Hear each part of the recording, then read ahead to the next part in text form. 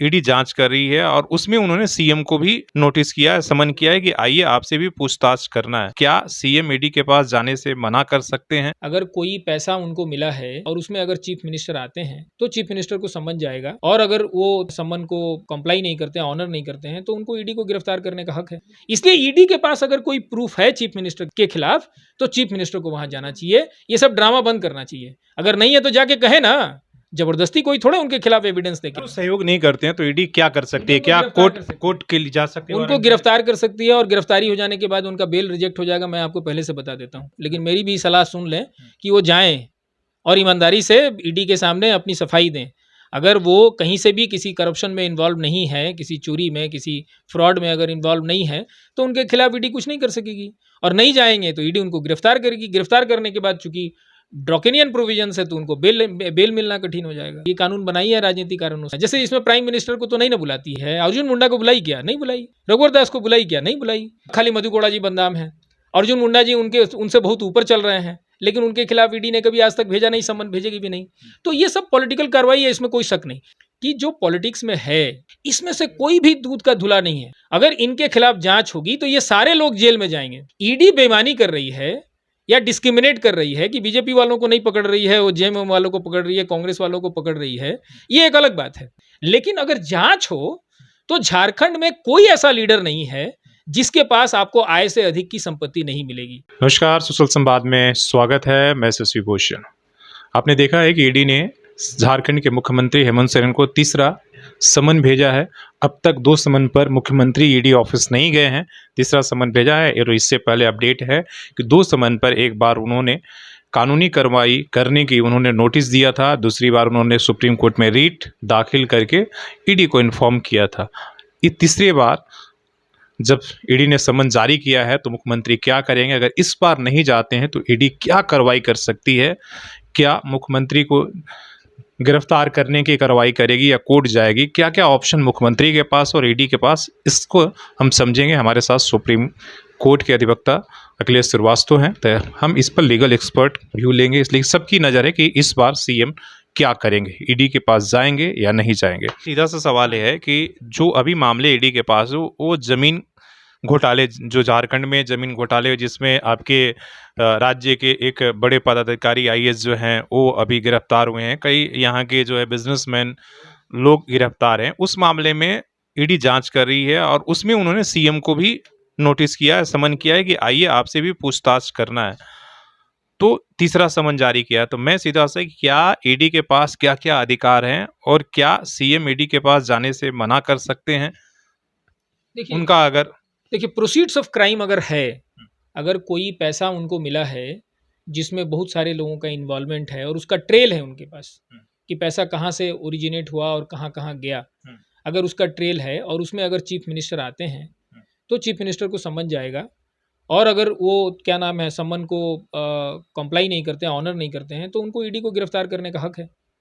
वो 3 बार हो गया है और उसके खिलाफ जो है सुप्रीम कोर्ट गए हैं, सीएम रीट दायर किया है, अभी तक उस पर कोई सुनवाई नहीं हुई, तब तक तीसरा नोटिस उसने जारी कर दिया। तो सीएम के पास क्या अधिकार बचते देखिए, हैं? सुप्रीम कोर्ट में तो एक ही आधार पर जा सकते हैं अंडर पीएमएलए कि हमारे खिलाफ कोई भी प्रूफ इनका नहीं है, और मतलब इनके पास, ईडी के पास, और ये जो भी कर रहे हैं उसके पीछे पॉलिटिकल मोटिव है, केवल उसी आधार पर जा रहे हैं। वो बहुत ही डिफिकल्ट है, खासतौर पर इन्वेस्टिगेशन स्टेज में, जब ईडी दावा कर रही है कि हमारे पास, हमको पता है कि एक मनी ट्रेल है और इसमें इतने सारे लोगों का इन्वॉल्वमेंट है, तो सुप्रीम कोर्ट नहीं कहेगी उनको कि आप डिस्क्लोज करिए ये बात, क्योंकि तब तो फिर जो उनकी जो इंक्वायरी है वो हम पर होगी, तो वो डिस्क्लोज करेंगे नहीं।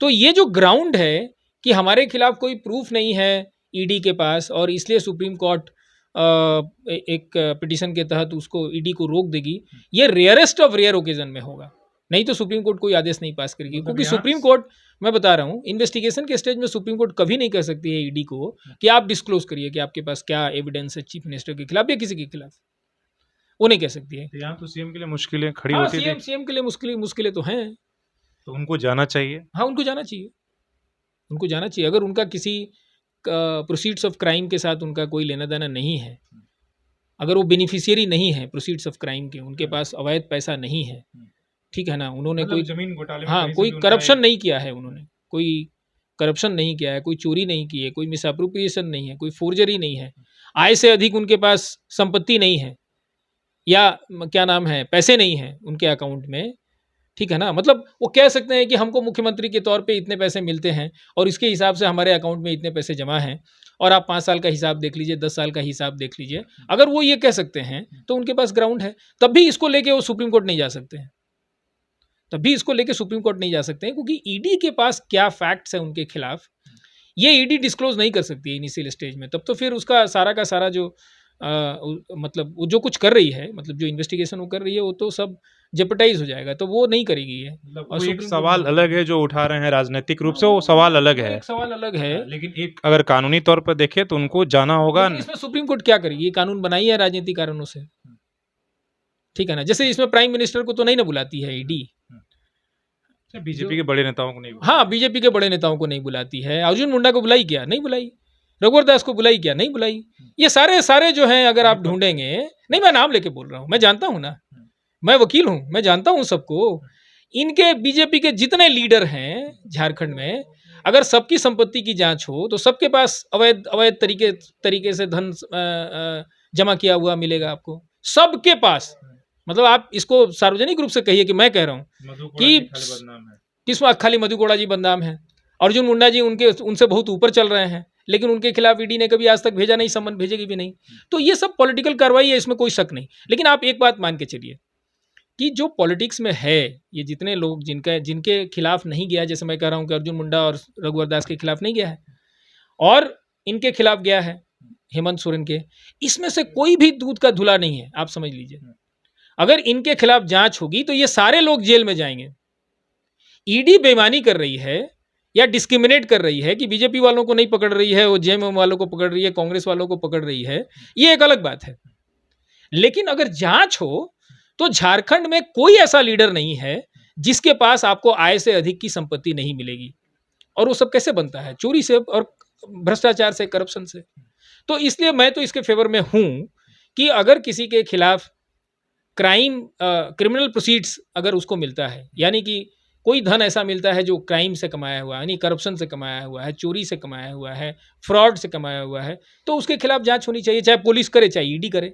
अगर हमारे जैसा, मतलब मैं एक वकील हूं तो मैं कहूंगा कि ईडी के पास इतना पावर जो है वो ड्रैकोनियन है, अनकॉन्स्टिट्यूशनल है। ईडी उसका मिसयूज करेगी और करती ही है, ईडी मिसयूज करने के सिवा कुछ करती नहीं है। हम मानते हैं कि पीएमएलए नहीं होना चाहिए, ईडी को नहीं होना चाहिए। ये अगर किसी के पास आय से अधिक की संपत्ति है, किसी ने चोरी की, किसी ने कुछ और किया, कोई फ्रॉड किया, तो उसके लिए पुलिस है, पुलिस इन्वेस्टिगेट करे, सीआईडी है करे, सीबीआई है करे, पीएमएलए को इसमें इन्वॉल्व करने की क्या जरूरत है। लेकिन ये तो नहीं कह सकते हैं ना कि किसी के खिलाफ अगर हमारे पास सबूत है चोरी से या भ्रष्टाचार से पैसे कमाने का, तो उसको छोड़ दिया जाए, ये तो नहीं कह सकते हैं ना। इसलिए ईडी के पास अगर कोई प्रूफ है चीफ मिनिस्टर के पास के खिलाफ, तो चीफ मिनिस्टर को वहां जाना चाहिए, ये सब ड्रामा बंद करना चाहिए। अगर नहीं है तो जाके कहे ना, जबरदस्ती कोई थोड़े उनके खिलाफ एविडेंस लेके आए। अगर वो सहयोग नहीं करते हैं तो ईडी क्या कर सकती है, क्या कोर्ट के लिए जा सकती है, उनको गिरफ्तार कर सकती है, और गिरफ्तारी हो जाने के बाद उनका बेल रिजेक्ट हो जाएगा, मैं आपको पहले से बता देता हूँ। तो यह तो समझे, उनको सलाह दे रहे होंगे लोग, लेकिन मेरी भी सलाह सुन लें कि वो जाएं और ईमानदारी से ईडी के सामने अपनी सफाई दें। अगर वो कहीं से भी किसी करप्शन में इन्वॉल्व नहीं है, किसी चोरी में, किसी फ्रॉड में अगर इन्वॉल्व नहीं है, तो उनके खिलाफ ईडी कुछ नहीं कर सकेगी। और नहीं जाएंगे तो ईडी उनको गिरफ्तार करेगी। गिरफ्तार करने के बाद चूंकि ड्रैकोनियन प्रोविजन है तो उनको बेल मिलना कठिन हो जाएगा। तो आप सुन रहे थे एक्सपर्ट लीगल व्यूज कि क्या कुछ हो सकता है। इसलिए कि आप मान के चलिए कि झारखंड के राजनीति में अभी ये चर्चा काफ़ी जोरों पर रहेगी, और इसको देखकर आगे आपको आने वाले समय जो 9 सितंबर है, इसके बाद आप सुनिए कि ठंडा नहीं पड़ने वाला है, बल्कि और भी आगे आपको देखने को मिलेगा इसको कर लेकर, और क्या कुछ ईडी इसको लेकर। इसलिए कि ईडी और सीएम की अब अगला कदम है, इसलिए कि ईडी ने तीसरा समन जारी कर दिया है। अब सीएम को देखना है कि वो किसी तरीके से लेते हैं, क्या करते हैं, अगला कदम उनका क्या होगा।